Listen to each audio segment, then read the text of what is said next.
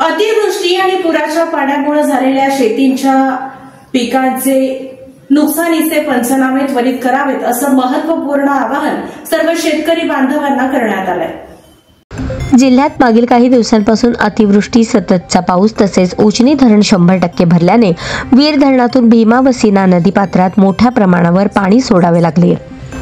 त्यामुळे दोन्हीही नदीकाठच्या गावांमध्ये तसेच शेती पिकांमध्ये पुराचे पाणी जाऊन शेती पिकांच्या नुकसानीचे पंचनामे शनिवार दिनांक 23 ऑगस्ट पासून सुरू करावेत असे आदेश कृषी महसूल आणि ग्रामविकास यंत्रणांना जिल्हाधिकारी कुमार आशीर्वाद यांनी दिले। जिल्ह्यात अतिवृष्टी आणि सततच्या पावसाने अनेक लघु व मध्यम प्रकल्प भरले असून या प्रकल्पातूनही पाणी ओव्हरफ्लो झाल्याने शेती पिकांचे मोठे नुकसान झाले आहे। अशा ठिकाणचेही नुकसानीचे पंचनामे करण्याचे आदेश जिल्हाधिकारी आशीर्वाद यांनी दिले आहेत। पंचनाम्यापासून एकही शेतकरी वंचित राहणार नाही याबाबत सर्व यंत्रणांनी दक्षता घ्यावी असेही निर्देश दिले।